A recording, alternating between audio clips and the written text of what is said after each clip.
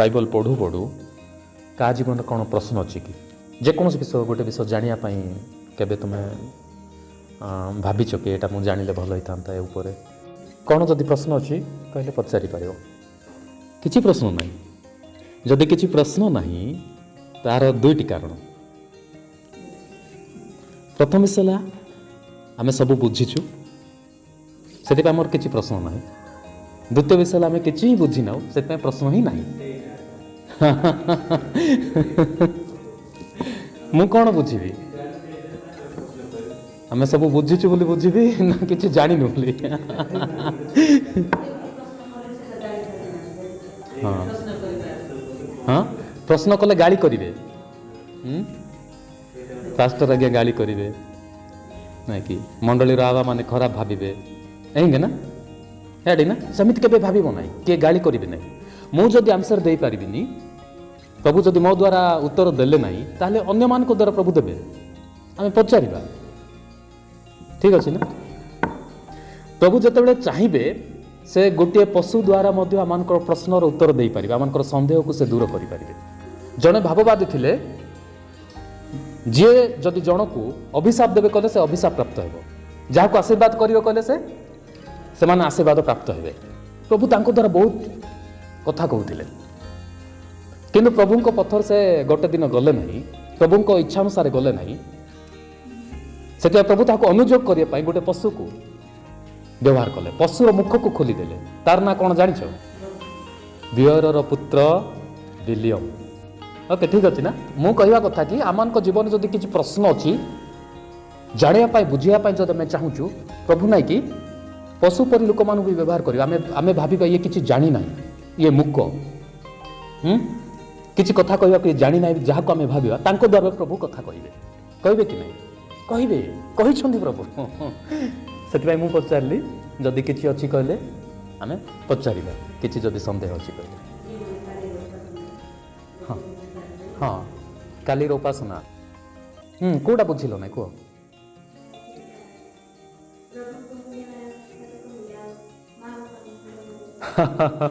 अच्छा अच्छा अच्छा हाँ अच्छा अच्छा अच्छा अच्छा सेटा हूँ बड़ सन्देह ना कि हाँ प्रेरित पुस्तक 10 अध्याय 25 पद गोटे काढ़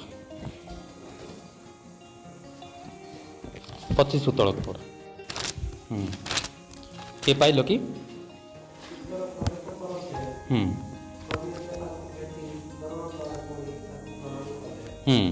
किए किए प्रवेश करुछंती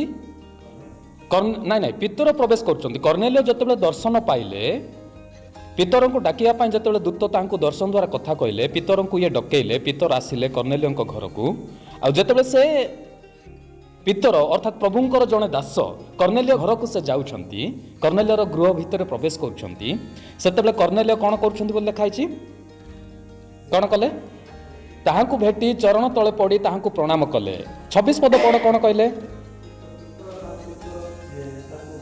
हाँ हाँ कौन कहले ठिया हुओ मु मध्य जड़े कर्नेलियो कहीं प्रणाम करुथिले से जानी प्रभुंकर जड़े महान दास अटंती यहाँ गोटार प्रभुंकर हस्त रही यहाँ ऊपर रही प्रभु यहाँ को प्रेरण करिसंती यहाँ निकटर मु ठिया होगापी योग्य नुह से निजक कौन कर पितर निकट में न्यून कर न तो कर्नेलियो जड़े सेनापति थे ना सत सेनापति थे एत महान जड़े व्यक्ति रोमियो सरकार जड़े सेनापति सैन्य बाहिनी जड़े कमांडर से कौन कर प्रभुंकर जड़े साधारण अशिक्षित व्यक्ति निकट में कौन कर प्रणाम कर पितर सांगे सांगे कौन कहले ठिया हुओ कौन कहले भल से कह हाँ ठिया हुओ मु मध्य जड़े मनुष्य अर्थात मनुष्य निकट तुम कौन कर ना आंटुपात ना प्रणाम कर ना ओके पितर कह कथा जदि पितर प्रणाम पाइबा अयोग्य मन कले ताहले मो परी व्यक्ति केते योग्य मन कर कहतु पितर परी महान व्यक्ति जी जीशुंकर शिष्य थिले प्रधान शिष्य थिले बुझीपार ना से जदि कहउछंती मु अयोग्य मु भी तुम परि जणे मनुष्य तुम ठिया हो मत प्रणाम कर नहीं कहउछंती ताहले मो परि जणे व्यक्ति केमिति कहइबो मते प्रणाम कर बोली बुझी पारछ ना नहीं ठीक कथा ना भूल कहली आ गोटे पद पूर्व में पढ़ियो हैला प्रकाशित 19 तार 10 पद हाँ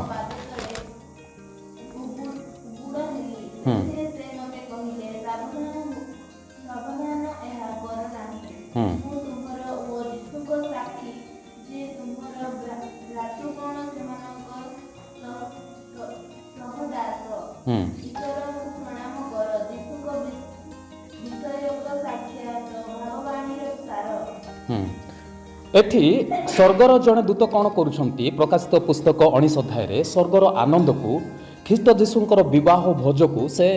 दर्शन द्वारा तांको देखौछंती से सब विषय दृश्य को जतबे किए देखुछंती जहन देखुछंती ओके हाँ शिष्य जहन देखुछंती सांगे सांगे कौन कले ये दूतों निकट रे जो दूत तांको निकट थिले आ समस्त दृश्य से देखौथिले तांको निकट रे उबुड़ होइकी प्रणाम करुथिले सेतेबेले दूत कौन कहले हाँ हाँ से से मते कहले सावधान यह कर नाही मु तुम्भर ओ जीशुंकर साक्षी जे तुम्भर भातृगण सेमानकर सहदास ईश्वर को प्रणाम कर ताहले प्रणाम पाइबा पाई निजको अयोग्य मने कले किए स्वर्गर जड़े दूत जे कि ईश्वर निकटवर्ती प्रतिटी मुहूर्त ईश्वर निकटवर्ती हुंती ईश्वर सम्मुख ठिया हुंती ईश्वर सम्मुख उभा हुंती से दूत कौन कहले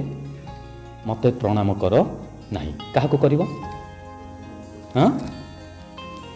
जदि आम देखा से दूतों समकक्ष आमे भी नुह आ गोटे विषय मु कहवाक चाहिए जीशुंकर परीक्षा समय हाँ जीशुंकर परीक्षा माथ्यू पुस्तक 4 अध्याय 8 पदरु पाठ करंतु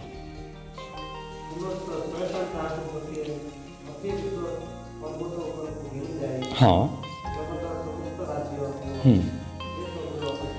हाँ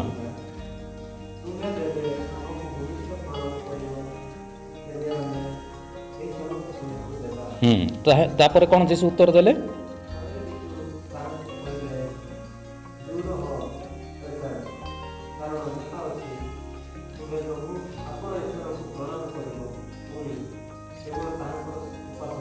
हाँ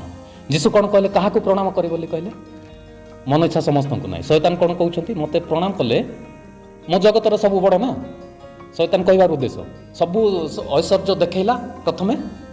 है पृथ्वी सब ऐश्वर्य देखी से कौन कहते मते प्रणाम कर मु सबू ऐश्वर्य तुमको देदेवी जीशुंकर उत्तर कौन था दूर हो शैतान कारण लेखा अच्छी तुम्भे केवल आपना ईश्वर को प्रणाम कर तुम्भे केवल आपण ईश्वर को प्रणाम कर ओके बुझिल ना नहीं बुझिल ना मु मना करू नहीं बापा माँ को प्रणाम कर ना मु कहू ना सेटा मु कहू ना किंतु प्रभुंकर दास हिसाब से आम जोटा प्रणाम तुम मैंने करुच सेटा न कले भल बापा मैंने आमको जन्म देते तुम कर बापा माँ को निकट निजक नम्र करने प्रणाम कले यथेष्ट कि जहाँ को तुमने प्रणाम करुच तार भी मूल्य तो रखा पड़ो ना बापा माँ को मन कर आम प्रणाम करुचु ठीक अच्छे अच्छा तांकर गोटे पद को आम तले पकाउनु तो जहाँ को आम प्रणाम करवा ताकू उच्चरे रखा दरकार सब बेले खाली प्रणाम कले यथेष्ट नुह तांको निकट निजको सब बेले कौन कर आज्ञाबह होइकी न्यून करिकी नत करी रखा पड़ो कहले से प्रणाम करिवार मूल्य अच्छी जदि सेतिक आम करूँ ताहले 100 थर प्रणाम कले भी कौन अच्छी मूल्य किसी ना ओके ठीक अच्छे किंतु बाइबल वाक्य अनुसार मु मना करुच्ची जे प्रभुंकर दास हिसाब से आमको तो माने पाद छुंटी के प्रणाम करना कहीं पितर भी सेटा अयोग्य मन कले आ स्वर्गीय दूत भी जन सेवक भाव में सेवाकार आत्मा ना दूत से मध्य प्रभुठार जी प्रेरण करा जाइथिले महान दूत से मध्य अयोग्य मन कले मु छार जने प्रभुंकर दास मु केमिति सेटा योग्य बोली मन करबी आ कहबी जे मो पाद छुई के प्रणाम कर बोली हबो कि नहीं हाँ बापा माँ विषय मु मना करनी बापा माँ को तुम प्रणाम कर से आमर ट्रेडिशन अनुसार भी तुम कर କିନ୍ତୁ ଯଦି ବାଇବଲ ଅନୁମତି ଦେଇଥାନ୍ତା ଯେ ପ୍ରଭୁଙ୍କ ଦାସ ହିସାବରେ ତମେ ବି ପ୍ରଣାମ ଯୋଗ୍ୟ ବୋଲି, ସମାଦାର ଯୋଗ୍ୟ, ସେଇଟା ମୁଁ ମନା କରୁନି, ସମାଦାର ଯୋଗ୍ୟ ପ୍ରଭୁଙ୍କ ଦାସ ହିସାବରେ ବାଇବଲର ଅଧିକାର ହିସାବରେ 2 ଗୁଣ ସମାଦାର ପାଇବା ଯୋଗ୍ୟ ଆମେ, ଠିକ୍ ଅଛି ନା? କିନ୍ତୁ ପ୍ରଣାମର ଯୋଗ୍ୟ ବୋଲି ମୁଁ କହିପାରିବି ନାହିଁ। କେବଳ ପ୍ରଣାମର ଯୋଗ୍ୟ କିଏ? ଓନ୍ଲି ଫର୍ ଗଡ୍, କେବଳ ପ୍ରଭୁଙ୍କ ପାଇଁ ସେଟା ଦିଅ, ଆଉ କାହା ନିକଟରେ ନୁହଁ। ହଁ, ନ ଜାଣିକି ଆମେ କରୁଛୁ, କିନ୍ତୁ ମୁଁ ସେଥିପାଇଁ କାଲି ଉପାସନାରେ ମୁଁ କହିଲି ସଦାପ୍ରଭୁଙ୍କ ଛାମୁରେ ଆମେ ଆଣ୍ଟୁ ପାତୁ ଶବ୍ଦ ଯେତେବେଳେ ଆସିଲା, ସେଠୁ ମୁଁ ସେ ପଦକୁ ମୁଁ ଆଣିଲି, ଆଉ ଆଜି ପ୍ରମାଣ ଦେଲି ଯେ କାହିଁକି ମୁଁ କହିଲି। କାହିଁକିନା ପ୍ରଭୁଙ୍କର ଦାସ ହିସାବରେ ପ୍ରଭୁଙ୍କର ଦାସମାନେ ବି କ'ଣ କରିଛନ୍ତି? ମନା କରିଛନ୍ତି କି ନାହିଁ? ମନା କରିଛନ୍ତି। ପିତର ଏତେ ମହାନ ଦାସ ନା, ପ୍ରଭୁଙ୍କର ଦାସ। ସେ ଗୋଟେ ପ୍ରଚାରରେ 3000 ଲୋକମାନେ ପରିବର୍ତ୍ତନ ହେଲେ ପିତରଙ୍କର ପ୍ରଚାରରେ, ଗୋଟେ ଦିନରେ, ଗୋଟେ ପ୍ରଚାରରେ। ମାନେ କେତେ ଶକ୍ତି, କେତେ ପାୱାର, ପବିତ୍ର ଆତ୍ମାଙ୍କର ଶକ୍ତି ତା ଉପରେ କେତେ ଥିଲା ଜାଣିପାରୁଛୁ? ସେ ବି କ'ଣ କହିଲେ? ମୋତେ ପ୍ରଣାମ କର ନାହିଁ, ନା କର କହିଲେ? କର ନାହିଁ କହିଲେ। ଓକେ, ହେଲେ ମୁଁ ପିତରଙ୍କ ସହ ସମାନ ହେଇପାରିବି କି? ନାହିଁ, ସେଥିପାଇଁ ମୁଁ ସେଇଟା କହିଲି। ଠିକ୍ ଅଛି, ବୁଝିଲ ନା ଟିକେ? ବୁଝିଲ? ସେ ପଦ ପର୍ବ ଯାହା ଲେଖିଥବ ଘରେ ଯାଇକି ପୁଣି ଥରେ ପାଠ କରିବ। ଓକେ, ହଁ, ଓକେ ନା? ନୂଆ ନୂଆ ଲାଗୁଛି ନା ଏଇଟା? ଓକେ, ନୂଆ ନୂଆ ଲାଗୁଥିବ, କିନ୍ତୁ ସେଇଟା କର ନାହିଁ। ଆହୁରି ବି ପଦ ପର୍ବ ଥାଇପାରେ, କିନ୍ତୁ ମୁଁ 2 ହିଁ ପଦ ପର୍ବ ମୁଁ ଦେଲି। ଓକେ, ଯୀଶୁ ବି କ'ଣ କହିଲେ? ଲେଖା ଅଛି ତୁମ୍ଭେ କେବଳ ଆପଣା ଈଶ୍ୱରଙ୍କୁ ପ୍ରଣାମ କରିବ, ଆଉ କାହାକୁ ନୁହଁ। ତାର ଅର୍ଥ କାହାକୁ ନୁହଁ। ଓକେ, ମୁଁ କେବଳ ଯଦି ପ୍ରଣାମ କରିବି ମୋ ଈଶ୍ୱରଙ୍କୁ, ଆଉ କାହାକୁ ନୁହଁ। ଓକେ, ଠିକ୍ ଅଛି। ପ୍ରଭୁ ଆମ ସମସ୍ତଙ୍କୁ ଆଶୀର୍ବାଦ କରନ୍ତୁ।